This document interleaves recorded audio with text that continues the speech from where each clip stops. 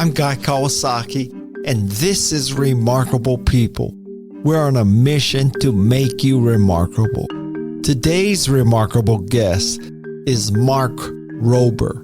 If you don't recognize the name, ask your kids. They will know who he is. Basically, Marc Rober makes science entertaining through his wondrous gadgets and viral experiments. After earning elite engineering degrees and a 9-year NASA career working on the Mars Curiosity rover, Marc went to Apple and worked in its secretive special projects group. But that's not what most people know about Marc Rober.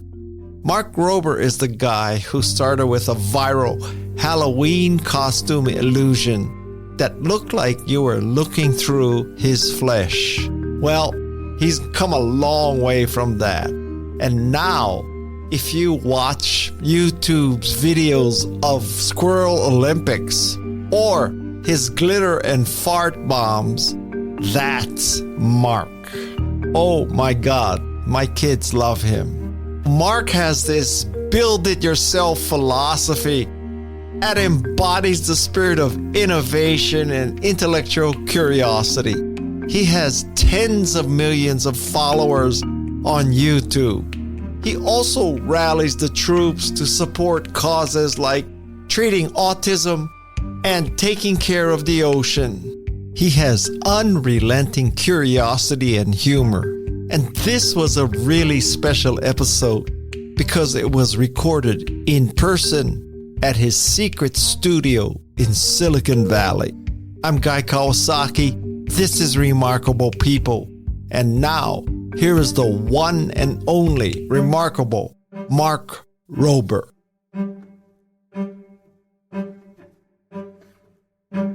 You're cutting onions at home in your kitchen. Yeah. You wearing goggles now, or have you found something better? If you want the truth, we're just getting right to the truth. I DoorDash everything now. Okay. Yeah. So much for that. Great story. It's still a good story, though. Yeah. So the story we're talking about is that when he was a kid, he created these goggles. I was raised in a household like everybody did chores and we all worked together, including preparing dinner and stuff. So I think I was like 6 years old and my mom asked me to make the salad and cut the onions. And I do remember this. And I was like, wait, I'm crying. I should protect my eyes. So I went upstairs under our sink and I got the swim goggles and I came down and put them on, not trying to make a big deal out of it. And my mom saw that, and now this is like a common life hack, but this was before then and I was a friggin' 6-year-old.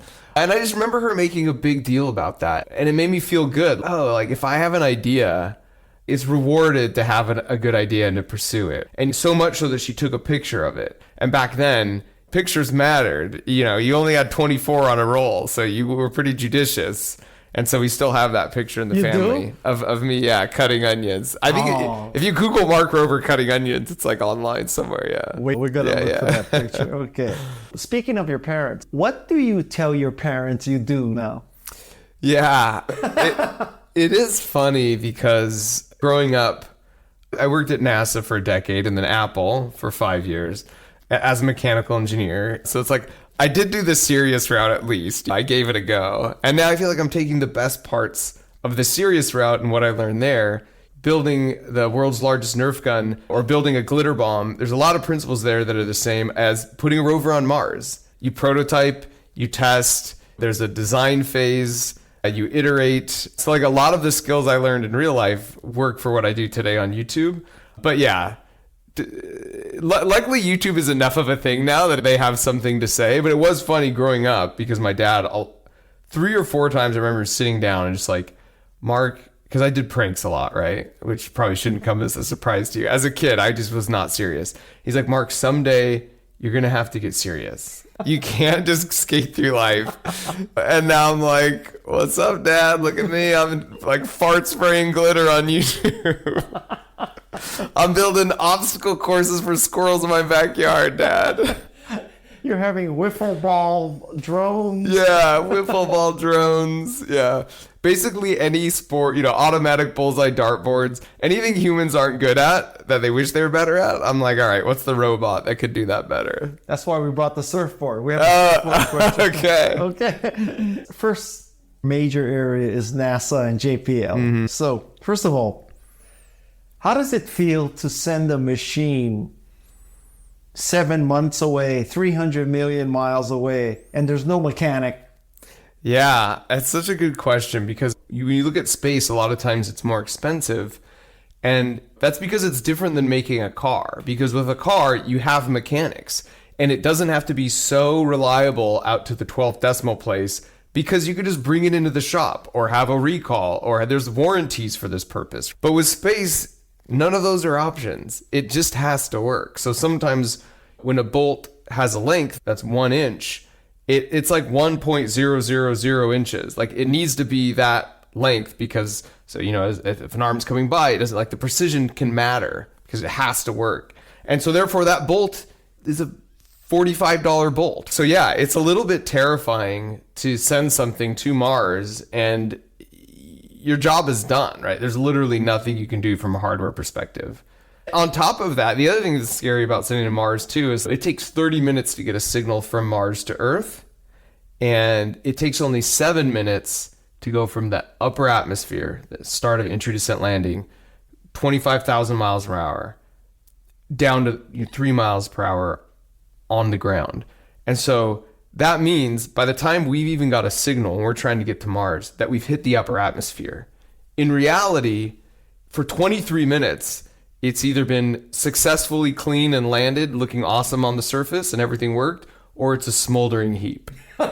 And you just have to sit and wait. So it all has to be autonomous and think on its own, especially for that entry, descent, and landing. So it's this weird situation where you, at the end of the day, it is a dice roll, but you just do everything you can as an engineer and a scientist to stack the dice in your favor, which I think is a great metaphor for life.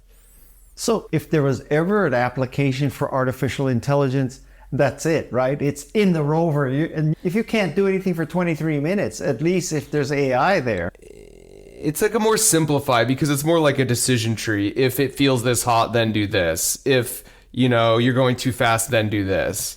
I think currently for just the entry, descent, landing, it's like a very brute force version of AI in a sense. What was the hardest mechanical system to make on the rover? It's interesting because it's like when people ask me these questions about the rover, it's like nobody really knows what the rover is because I know my hardware that I built better than anyone else does because I was in the weeds with it for 5 years. And so does the engineer next to me because that's how they divide up the rover into chunks and everyone's responsible for a portion. But then the guy who has the overall view of everything, he or she knows all the parts of the rover, but they don't know it individually, right? So it's like this weird like emergence thing where we're all little ants and the colony does this amazing thing, but no single ant knows all the things. From my perspective, what I do know about the high level, one of the things that makes Mars so challenging is the temperature fluctuations. It's not something we really have to deal with as extremely here on Earth, because there's less of an atmosphere. And so when the sun's shining, it's really, really hot. When the sun's not, it's very, very cold. It's like being in a desert on Earth, but to a much more extreme. Like Burning Man without the rain. Yeah, exactly. And metal grows, everything grows and shrinks depending on the temperature. And the variation's more, it grows and shrinks more. So that creates a lot of problems. Not to mention, I know we had a lot of problem with the actuators. So the motors that move everything, and there's a bunch of them.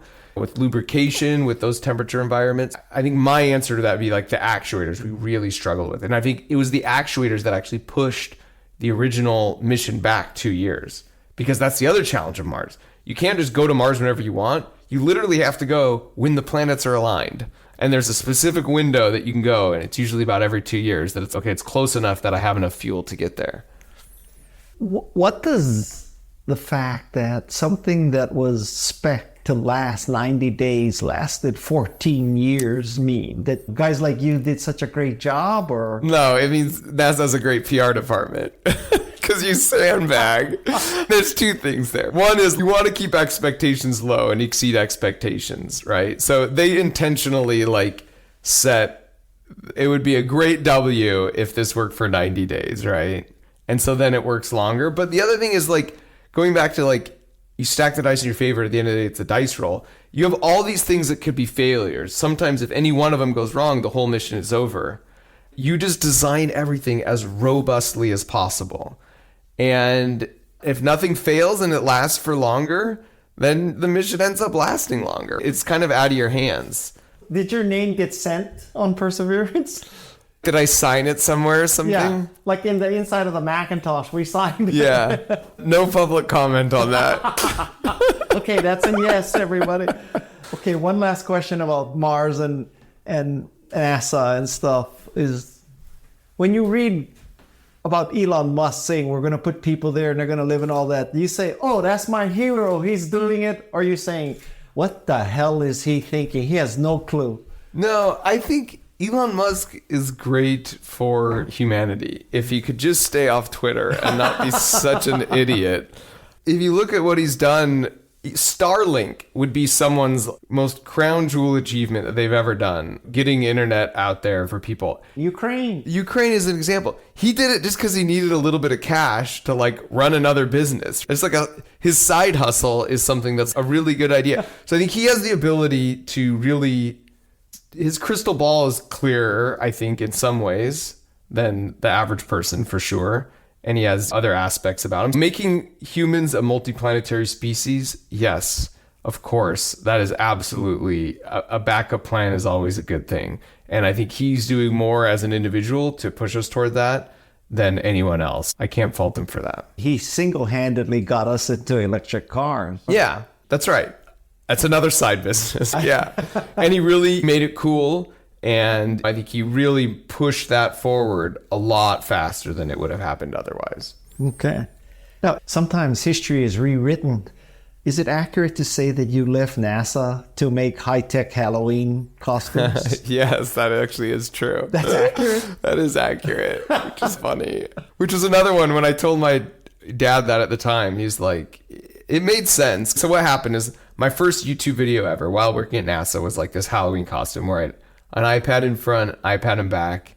If you do a FaceTime video chat, it looks like you have a hole in your body because the front camera shows us in the back and vice versa. And that video went really viral. And I was like, my first video ever, it felt really good. It was like going back to the onions cutting the onions in the kitchen so many years before. Except this time, instead of my mom taking a picture, it's like a bunch of strangers sharing this video. And I was like, well, I've got more ideas. And so since that time, I've done one video a month for over a decade now. And with that, the main comment on that Halloween costume was like, cool idea, bro, but I don't have $1,200 for a Halloween costume, which got me thinking, how can I make this cheaper? And then the thought was like, well, if you just have a normal t-shirt with a cool print on it, a scary print with an eyeball, and then you make a free app with an eyeball that moves all around, like it's looking around, you could cut a hole in the t-shirt, you could duct tape your phone to the back of the t-shirt, and now you have like a super chill, really wild Halloween costume. So I worked nights and weekends that whole year to come up with this idea, 24 shirts, free app, and we launched it and it was a banger success. And so from that, there's a company in the UK who wanted to buy it and bring me with it. And it was a great deal for me. It made sense. And it was like a fun opportunity. So I did that for 2 years. I still lived in California, but I would go over to the UK every couple months and work with those guys. And then my boss's boss from NASA eventually called me. He had come up to work at Apple. And he's like, hey, I think I would love to have you on my team. I think we really need you up here. And I was like, this seems like a cool next opportunity. And that's what moved me up to the Bay Area.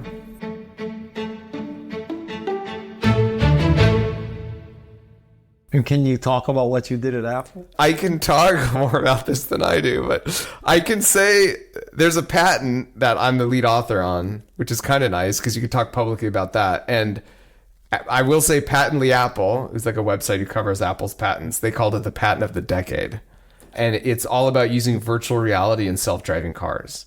And what does that mean when you combine virtual reality with the fact that you have a self-driving car? Because if you think about it, when self-driving cars come around, like 40% of people get motion sickness. And so 40% of the population will have all this free time, but they can't utilize it because they need to be like looking at the road. Are there ways to mitigate motion sickness with virtual reality? Are there ways to create some really interesting entertainment opportunities? Because if you think about it, a car is like the world's greatest simulator, motion simulator, because you're actually moving.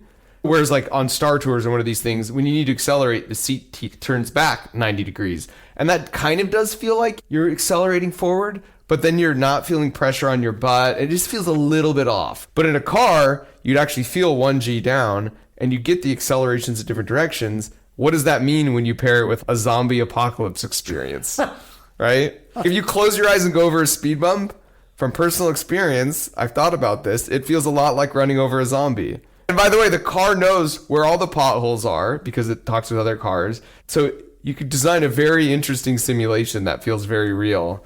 And if you get to a red light, in real life, it's just a red light. But in this zombie apocalypse game, you get there and it's like the car dies. And you're like, come on, go, go, go, go. The light turns green right at the right time. You can pull off. And that's like a zombie game. But there's also, if you're stuck in traffic on the freeway and you just want to motivate the motions you're feeling. Because that's what motion sickness is, when what doesn't match up with your internal gyro. So now instead of just being stuck in traffic on the freeway going home, maybe you're on a lazy river. And when the road turns right, the river turns right. And when you need to stop because there's a car in front of you and it's a bunch of traffic, like a little log comes up and your canoe stops. So this is really interesting. And that's like just the tip of the iceberg, but it was a very extensive patent. So that's all I could say about my time at Apple, because that's public information. I'm just talking about publicly what's in that patent.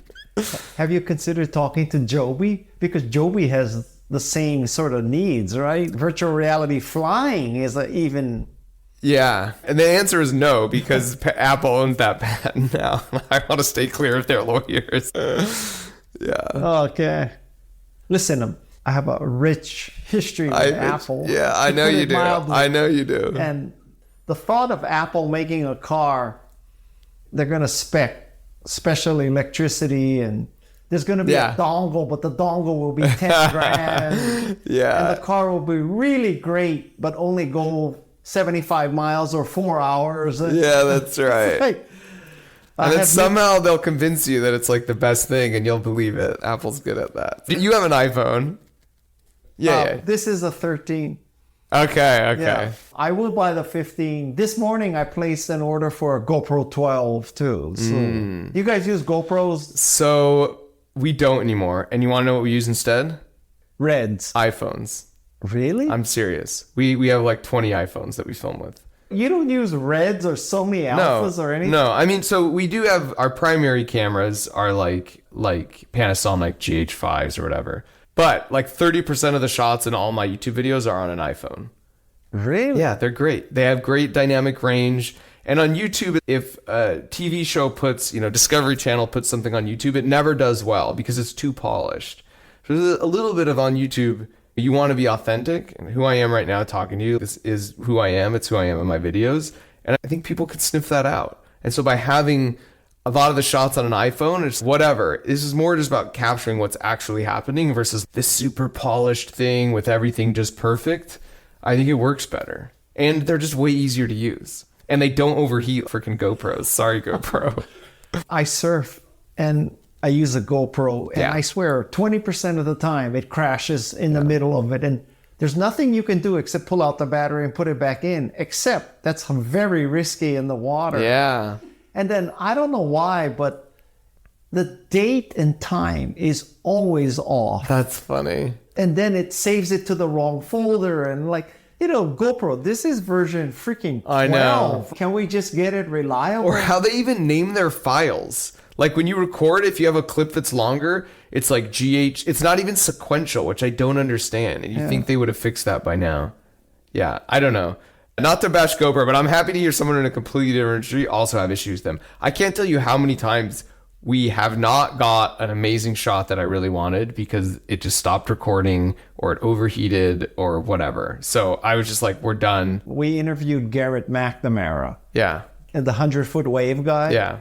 And he uses GoPros. He has the same issues. Oh, really? Yeah. And it's one thing for you to do another take with a squirrel jumping over something, but 100-foot wave. But not always. We have this elephant toothpaste experiment that was like $100 and some odd $1,000 just for all the chemicals. We're doing some big old world record. It's this foam that creates this chemical reaction to the sky. And we had like 3 GoPros inside, like the money shots. They all overheated. Didn't get the shot. So I would argue, no, it's not always just a squirrel guy. Okay. So now we're going from Apple to YouTube. Yeah. a more general question, like how did you make these transitions? How did you go from rocket scientist to costume maker to virtual reality to YouTuber? Yeah, so it's interesting. I'm a very conservative person. I want to say that right now. I don't feel like I make mean you think Trump won? Yeah, not politically, not talking politically. I am very conservative in nature as an engineer. And so I agree on paper when you look at some of the decisions I made and some of the bets I've made that they seem big, but then at the time, and I think this is, maybe it's a blessing and a curse, but it feels like the next move is very obvious. And I think that's always been the case for me, where it's like, it feels very clear. I don't have a crystal ball that works 5-10 years in the future, but my 1-year crystal ball, I feel is pretty good. And I don't swing at a lot of pitches, but the pitches I swing at are the juicy ones that I feel like, yep, this is 100% going to be I beg to differ. I saw the wiffle ball video. True. Wiffle ball aside. Yeah, I think as an example, when I finally left Apple, at that point, to be fair, I had 10 million subscribers when I finally left Apple. And most people will use... Wait. You had 10 million? Yeah. When I left Apple 5 years ago. And Apple PR Nazis, they weren't shutting you down saying you can't be this public. You're like... No, they tried. And you quit. No. So when I first went to work there, they told me I couldn't make YouTube videos. And I only had 180,000 subscribers then. And I was like, well, forget you guys. You asked me to work for you. And I told them no. And they're like, fine. At least when you come here, you have to wait 3 months to release a video. I was like, guys, you don't have to worry about it. It's not like my videos get that many views anyways. The first video, I waited 3 months. The first video I did was this like how to skin a watermelon video. It's this dumb video of, it just has a really good thumbnail. It got like 40 million views in a week. It still to this day is my most viewed video because it just has this really wacky thumbnail of this watermelon shell that's peeled open and you see like a shaved watermelon inside. Anyways, so that was my start with them. And then, but I just said I would never say I worked for Apple. I would keep it quiet, right? And then I had an opportunity to go on Jimmy Kimmel. They reached out to me. And I asked Apple, I was like, hey, can I do this? It went all the way up to a senior VP. I won't say his name, but you know who he is. And he's like, look, we should be focused on making great products. That was the answer. So it wasn't like a no, but I was like, at first I was like, oh crap, I can't do this. Then I was like, hold on. They can't tell me I can't play badminton on the weekend. Like, as long as I don't say I work for Apple. His response of not being no basically tipped me off that legally he couldn't say no type of thing. And so I was like, okay, forget this. I'm doing it. And I did it. And to this day, I ended up going on Jimmy's show like 8 times. I hosted his show. We're really good friends. I spend the night at his house anytime I'm in LA. So it was like, it was a really good move for me to not take that advice of not going on the show. The evangelist and marketer in me would say, holy shit, this is a gift from God that I got this person who's rank and file employee who has 30 million followers and gets 40 million views. Like, I'll let him introduce the next Apple Watch. No, because in their mind, and to be honest, I think they're right, there's just no upside. Apple doesn't need someone saying, hey, do you know about Apple? So it's all just downside when I have some controversy. Like, obviously, that's not going to happen, or knock on wood. Let's get that. Like, I'm pretty conservative in even my personal life with stuff. So I don't think I'm going to get canceled. But if I did, if there was some event, it only can say, oh, this guy also works for Apple. And so they just don't want any of that. They want to be fully in control of their destiny. On the other hand, they got to spend so much effort sucking up to Marquez and iJustine. In fact, they own a Marquez or iJustine, right? Yeah, but like they always have that layer of separation where they're just an independent journalist. That's just different than them being an Apple employee. Yeah. So anyways, all that's to say, I quit my job at Apple when I had 10 million subscribers. And I loved my team. The people I worked with were awesome. They wanted me to stay. I really, and I loved the job I did there, but it was just getting too big, the YouTube thing. So I ended up going full time, obviously, to do this. And then recently we launched Crunch Labs, which I'm sure we'll talk about in a little bit. And that was another example where it's like, this just is clearly the right thing to do. And yeah, it's gone well. And when this clearly the right thing to do feeling happens, is it an epiphany or is it like a little acorn that grows over the course of... Yeah, that's a great question. Finally, it's a tree. I'd say it's a combination. It's like an acorn, but I would say a lot of the growth happens very quickly. And by very quickly, I mean like in a matter of hours. You get the gestation of the idea, and I feel like 70% of building out the meat on the bones happens like, I just get really excited and I just start writing things down. And of course, this seems so obvious, right? And then the rest grows like maturely over time, because the devil's in the details. Execution is what really matters. But that first vision of just getting stoked about what something could be, like that Apple patent as an example, most of the ideas in that really, really long patent came in a matter of an hour and a half, right? When I first had the idea, and I was like shaking. I was like, oh my gosh, there's so much here. Yeah. How often do you get those hour and a half? It's for the big ones. It's for the big ideas. And it happens, I make monthly videos too. So sometimes if I have a video idea and I'm like, oh, this is great, and I could do this and it could be this. That's a familiar feeling to me just from the monthly video cadence. But like the big ideas, for example, the toy company, Crunch Labs, yeah, once it made sense, and the story is actually, Kimmel was the one.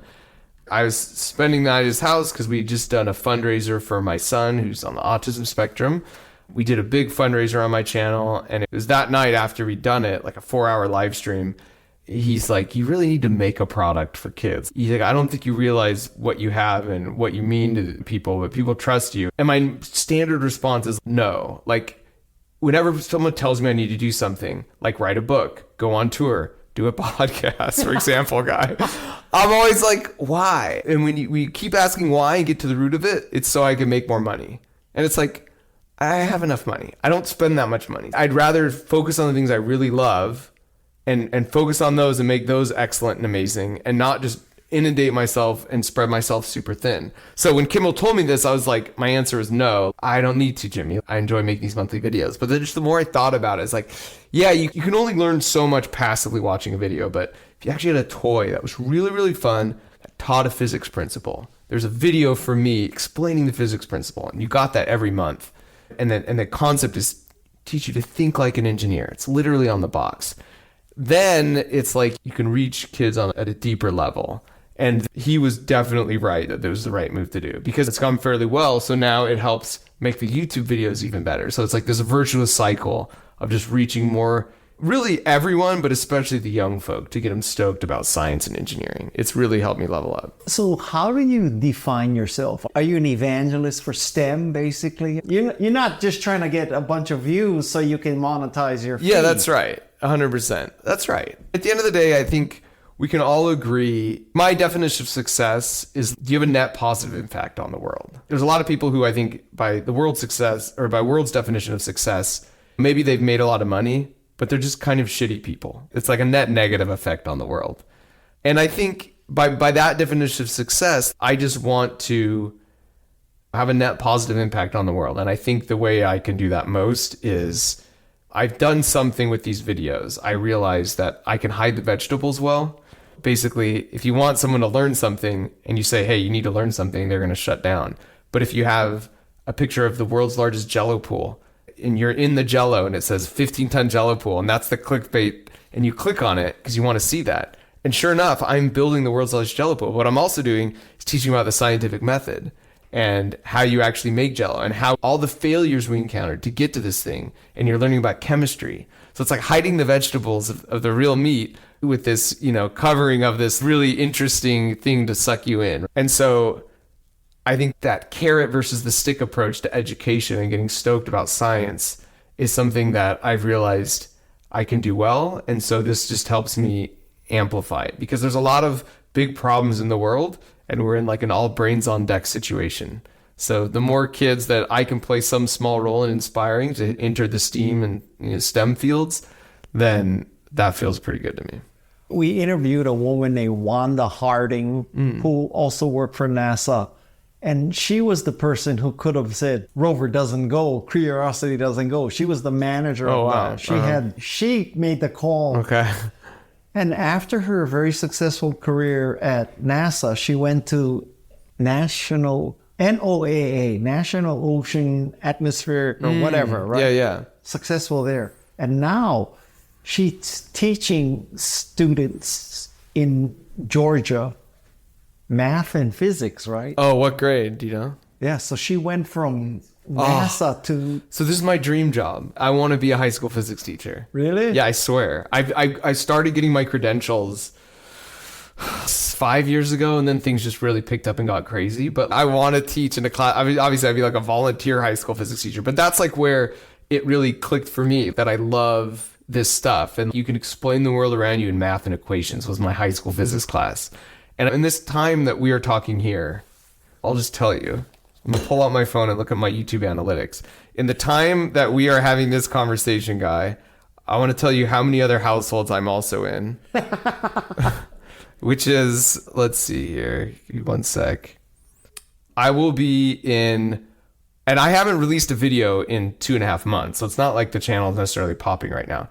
But in the time the listeners are listening to this podcast, I'll be in 400,000 other homes. On just like a random day, right? 400,000, that's 5 really big football stadiums of people, which is like kind of terrifying to think about for me. So it's like I can reach a lot of people, but I don't get that selfishly, that moment of like seeing that aha, which I crave. I love those aha moments for myself when something clicks and it's, oh, I get that. That's such a good feeling that if I'm teaching high school physics, like I get to see that. But it's selfishly. only going to be 20 kids there. But this is why, admittedly, it's a little bit of a selfish pursuit, because I get to see that. I get to get that feedback, right? And arguably, if you say a YouTube video is one level, making these boxes every month is another level. Being someone's teacher for a year is another level of deeply impacting their lives. And what are they going to go on and do, right? So this is what I love about teachers, is they're the ultimate sort of investors in human capital, because it's like, you know, I am the product of some amazing teachers who are they themselves product of teachers before them. And with the teachers, you don't really ever get to see the full impact of your work, but it's like you are investing in people who will then go off and do hopefully amazing things and inspire other folks. It's this unbroken chain back thousands of generations.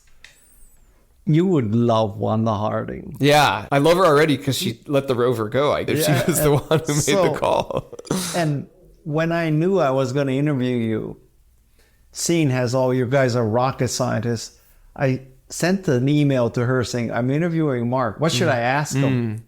Okay. And she's the one who said, how does it feel to send a machine like Rover on a 7-month, 300-mile trip to Mars without a mechanic? I was wondering. I did feel like oh, good knowledge, Guy. Good knowledge. You didn't think I was that smart. But the key is when you realize you're not smart, you ask somebody like Wanda to help you look smart. That's the real genius in the key. room.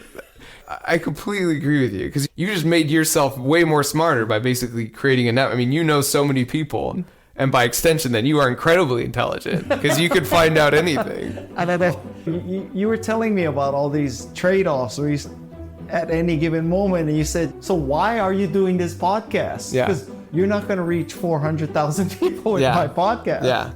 Yeah, I think I generally... Socks. It was the socks. Yeah, I generally don't do podcasts, Guy. But I know about you. I respect your work. And so that's the answer. But to answer your question, I kind of say no to everything. This is very rare for me to say yes. In fact, part of it was the sock connection on the plane, too, which is such a funny story of how we met. Yeah, because I normally don't ever really talk to people on the plane.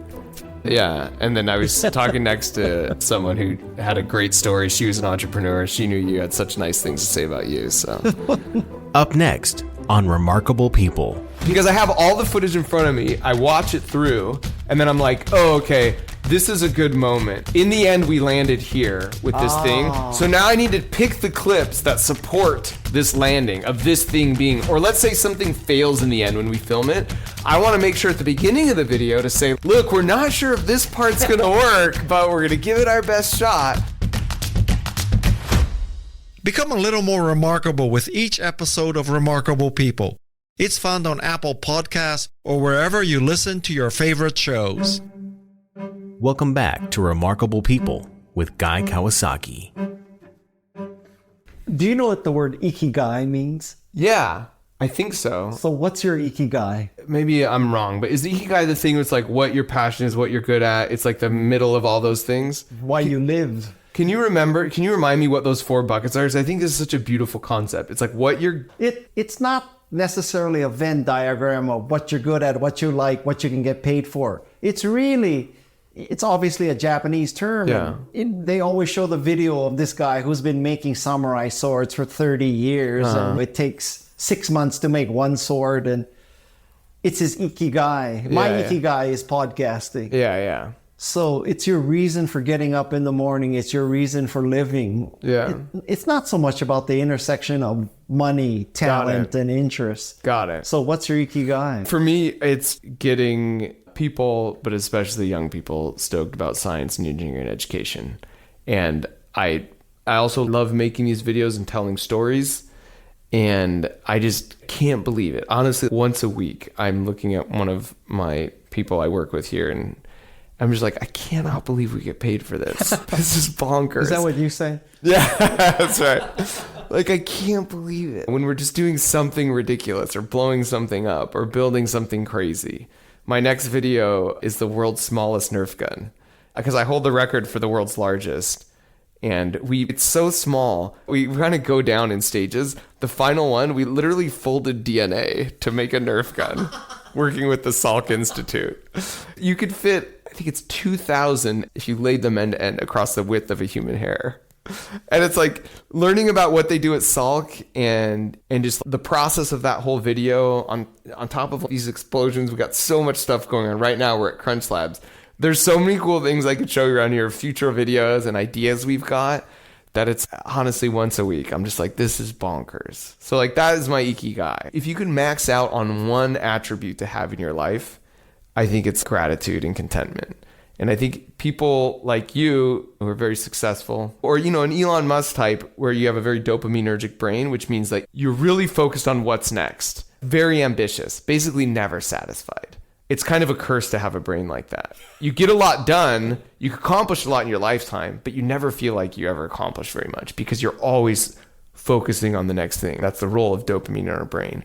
And so I think contrast that with someone, let's say maybe they just have a very simple life and existence, and by the world standards, they don't do much. Maybe they never even have kids. They just, hey, I have my show I like to watch. I work in this factory. So there's something in between those. There's a happy medium, like everything in life. There's a middle ground. And I do struggle with thinking of the next big thing and just getting stoked about the next thing and sometimes forgetting to live in the moment. But it's something I really consciously try and make an effort of being just really content and grateful for what I have. And one life hack for that, for me, is like to go back 10 years. And if 10 years ago I knew I'd be in this position, I would literally die on the spot. Like, my brain would explode. Like, the people I get to work with now and the things we get to do, if I knew about this when I was like 15 years old, it's just bonkers. I think when 40 million people watch a video, there's going to be quite a few 15-year-olds who see that and look back and say, that was a turning point in my life. I saw that video. I saw the Jello. I saw the wiffle ball. I saw the Squirrel Olympics. And I thought, I can do that. I love science. Let's do it. Yeah, and it's pretty cool. More and more, I'm hearing more of those stories, right, as time goes on. Like, I just did the MIT commencement speech, and they told me the reason they did that is they asked the students who they want to speak, and they said overwhelmingly my name came up. Yeah, how much greater praise can there be? A freaking MIT asked you to... I know. And these kids have grown up watching my videos, and these are like next generation's best and brightest engineers. So, I mean, that's an example. Yeah, it's hard to really process what that means, but I'm just going to put my head down and I'm going to keep doing what I'm doing. And I think 20 years from now, it will bear out to be the right decision. I'm glad I did this versus pursuing a career in Hollywood or something. Not that anyone in Hollywood would ever want me. I'm a terrible actor. You have to be on strike right now. Yeah, that's true too. Have you decoded the DNA of making a video go viral? Yeah.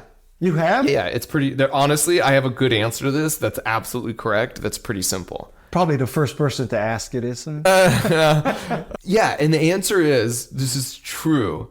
You just have to evoke a visceral response in the viewer. Whether it makes them laugh, makes them feel amazed, makes them feel wonder, it makes them feel angry. You just have to make them feel something. No one's going to share a video that they don't finish watching. And unfortunately, today in our culture, like, anger is one of the easier ones to stoke and to get views on. even someone on Twitter, it's like they'll realize, oh, the hot take I had that was really polarizing is the one that got the most views and likes. I'm going to have more hot takes and more angry things to say because it feels good that people see my thing and I get attention. So that's the answer. As humans, if we feel something, then we will act on it. For example, sharing the video. Now, the hard part is how do you get them to feel something? And like I said, anger is a cheap way to do it.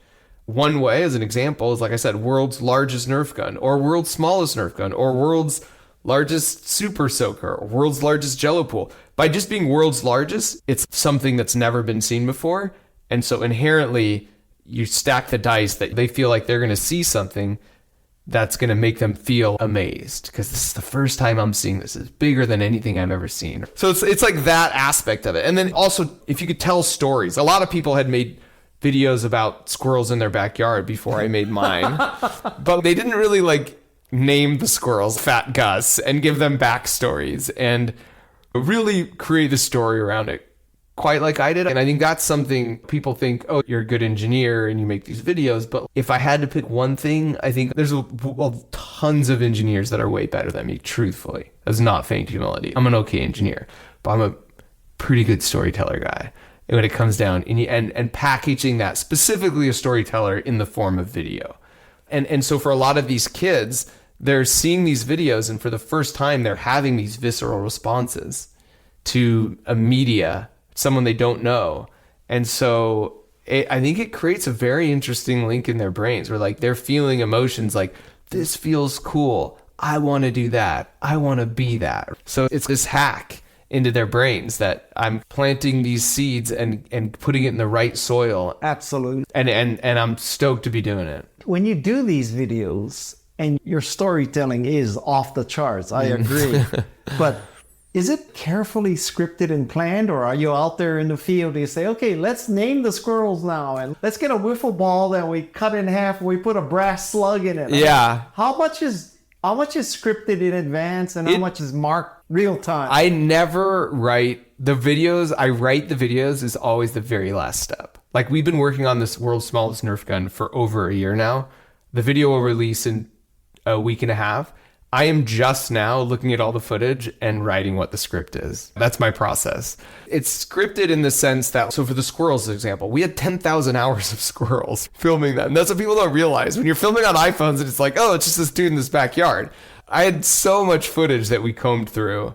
And so at that point, people are like, oh, those squirrels are like actors. How did you get them to do everything just so perfectly? It's like, with 10,000 hours of footage, I can tell whatever story I want, right?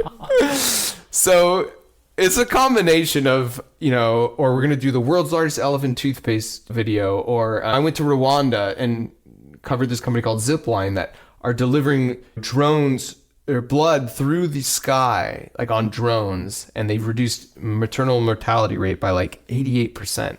I went to Rwanda. I just knew I wanted to cover them. I just filmed a bunch, and then I come home with the footage, and then I piece together how to tell this story. And getting down to brass tacks, tell me, are you using Premiere Pro? Yeah, Premiere Pro, yeah. Most editors do. Final Cut, people are starting to go back to that. Apple just stopped supporting it for a really long time. You got burned if you were on Final Cut. Yeah, they've come back around and are now trying to support it again, but they've lost so much market share. So I'd say by and large, most YouTubers use Premiere.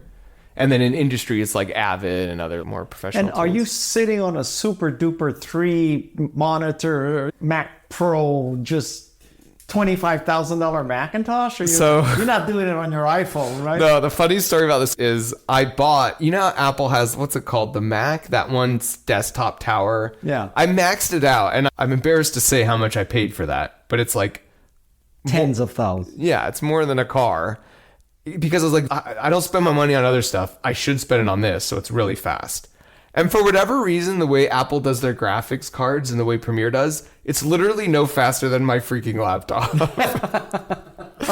Which I'm like, ugh. So if anyone's listening, don't spend money on the big fancy Apple thing. Just a laptop is fine. But we do things like in the workflow, making proxies, so versions of the video that are lightweight, so you can scrub through easy. And when we do that, honestly, you can edit from a laptop. It's fine. So if you end up with a 25-minute video, How many man hours or person hours went into that? So are you talking editing or just everything? Everything. So it's a great question, because this is the thing people are most shocked by. When they come and actually film with me for a day or just are around me, they're amazed at the amount of work that goes into a video. Most of these videos take like a year to make and build. I have my next 12 videos planned out and we're working on them in different stages.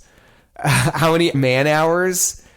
If you add everyone up, because I still edit the videos, I write the video. I mean, I have people who help me edit, but I spend 80 hours just myself editing and writing every single video. But thousands of man hours. Thousands Yeah. to get 1 hour. To get 1 hour. Half an hour. No, to get friggin' 15 minutes, Guy. Yeah. So that's the thing. When you watch my videos, it's very punchy. We're going from one thing to the next. I just pack a ton in there because I just want it to be a very engaging experience. You know, Mr. Beast, my buddy, takes that to a next level. His are just like, really? But I do the equivalent of science. Not quite as insane, but I really just try and keep them moving. And so that's also a thing when we go and film with someone and we interview them, we're with them for 3 days. We always have to tell them, we got a ton of footage here. We talked to so many people. Please understand, most of you won't be in the video, and those who are, it's going to be like 3 sentences. You know what I mean? So you know that doctor from the bed bugs episode? Yeah. You have like hours and hours of him and comes down to 30 seconds. Yeah, of that's him right. just doing the thing. putting it on your arm. Yeah. But what's great about that, though, is you just get to pick the best parts, right? The funniest parts. And also the other promise I make to everyone in my videos is like everyone comes out looking amazing. Like I always want to tell. Like our podcast. Damn it. I assumed we had this agreement, Guy. How great would that be? You like cut this for I'm saying like all these terrible things. Don't cancel me, Guy. First stop is Apple General Company. Amazing. Yeah, so by doing that and just cherry picking, I can really just make sure everyone sounds as smart as they really are. And sometimes people get nervous. Yeah, that's how I like to make the videos. So it sounds like push comes to shove. The secret to this is the editing. It's not the... Yeah, it's a combination, but yes, it's the writing. And I'd say more editing. I feel like writing is a better way to phrase it than editing, because editing feels like, oh, you use the right sound effect or the right transition. But yes, the editing and the writing, I think, has a way more profound effect on the channel's success than people realize. But what do you mean by writing? Because most people would think writing is writing the script in advance. That's not what you're saying. No, writing the script after the fact. Which is what? How do you write the script after you... Because I have all the footage in front of me, I watch it through, and then I'm like, oh, okay, this is a good moment. In the end, we landed here with this thing. So now I need to pick the clips that support this landing of this thing being, or let's say something fails in the end when we film it. I want to make sure at the beginning of the video to say, look, we're not sure if this part's going to work, but we're going to give it our best shot. So you frame it so that when that does fail, people have the right context for understanding why it failed, right? You know, Madison and I are co-authoring a book called Think Remarkable as opposed to Think Different. And step one, we had about 200 interviews in the can, averaging 20 pages each of transcript. Wow. So that's 200 times 20 is 4,000 pages. So we read 4,000 pages to write the book after we read. Yeah.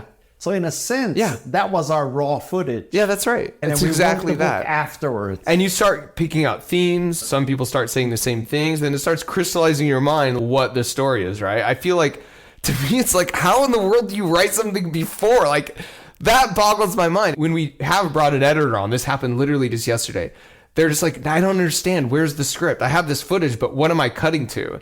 And my chief creative, Addie, was like, I know it's weird. It's just how we do it around here. Just trust me. Just do this thing. Because then I look at all the footage and then it's, okay, this is the story. This is the script. I write the full script out and then it goes back to the editors and me to then pick the shots. As I'm doing it too, I'm like, use this shot. I write this, use this shot. So I'm like picking the shots as I write it. But what if you write something that you did not record?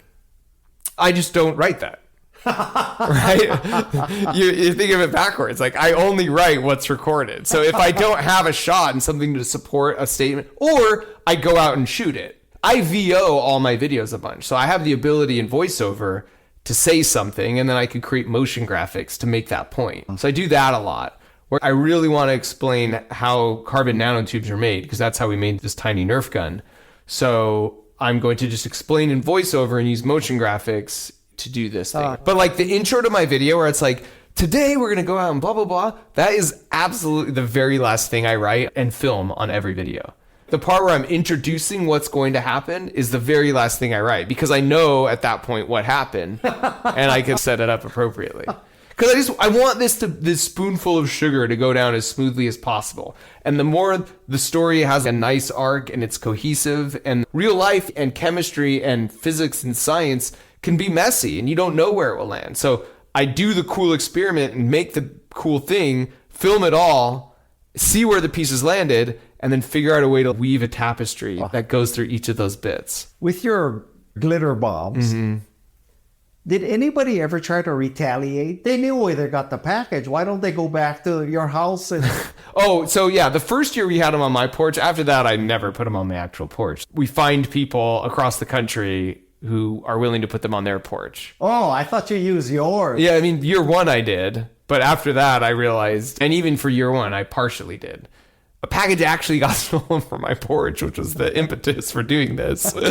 But yeah, no, after that, we're all across the country. Okay. And locally here around this area, when we see a spot, a house that we think is good, we'll knock on the door and be like, hey, this is great visibility from the street. Are you cool if we leave this package on your porch? And almost 100% of the time, they're like, hell yes. And then when you show the video of the thief and you don't blur out his or her face. Yeah, you want to know why? Did they have to sign a release? Yes. Yes. And they said, I'm a dumbass. I will sign a release of me committing a crime. Yes, Guy. I don't, by the way, I don't say like, and if you sign this, I won't press charges, because that's against the law. That's like me threatening them or something. That's not it at all. Some people just want to be internet famous, Guy, and they just don't care about their reputation like you think they would. This is like Candid Camera, except you're a criminal. I know, and they love it. I wouldn't say they love it, but like, I mean, arguably we just say it's for like, oh, this is just a YouTube video. And sometimes it's like you incentivize them with something like a Starbucks gift card. Like, not much. That was a trick Kimmel taught me, because it's like sometimes they need to get people to sign releases, and his producers are like, oh yeah, it doesn't take much. But generally, yes, that's the hard and fast rule. If the face is blurred, I didn't get permission, or we weren't able to track them down. Right. If the face is not blurred, I absolutely have a signed release somewhere where they say that's okay. Because I'm not in the business of ruining someone's life over one stupid decision. Maybe this is the only time they did it. I'm not here to make that judgment. That's not my call. But if they give consent and say, no, this is totally cool, then it's great. I'm going to use it.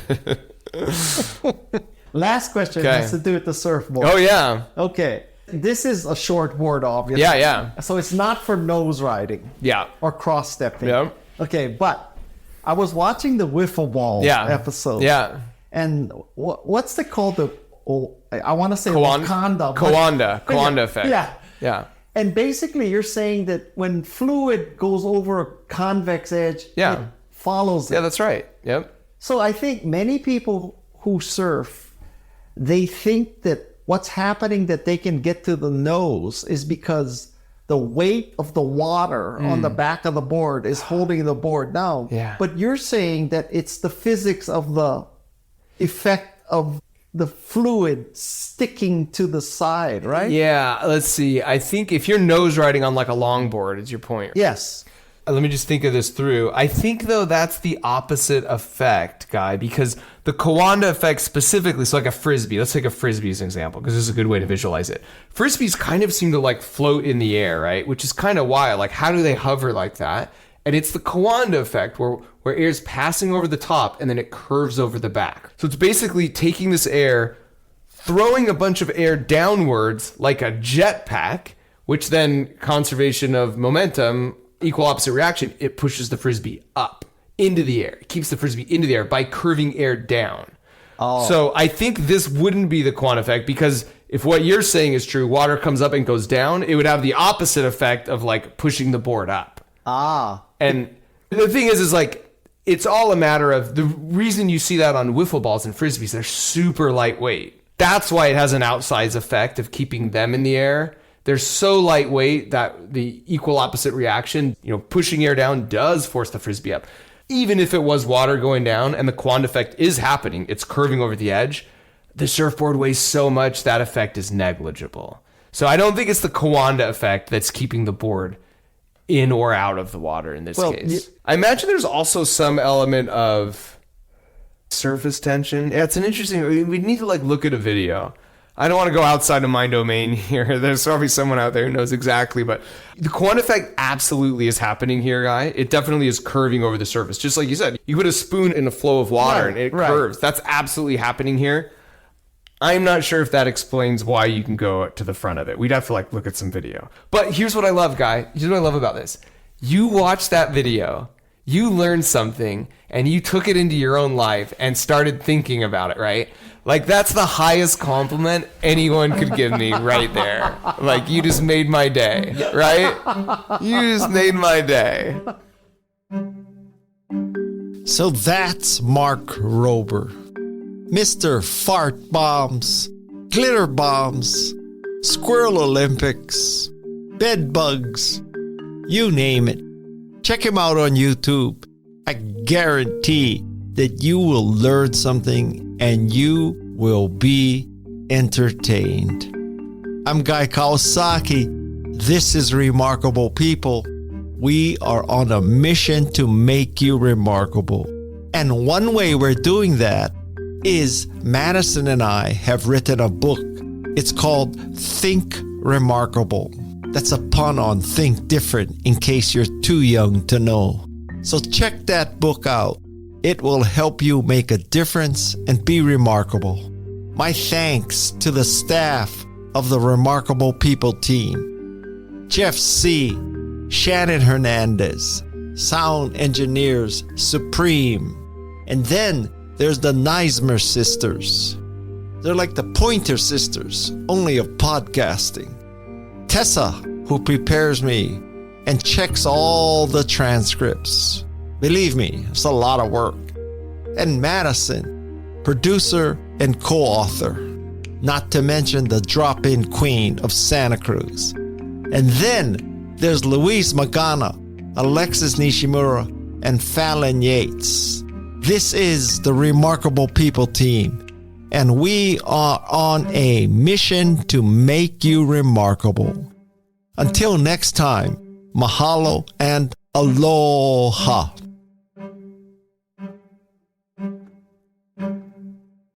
This is Remarkable People.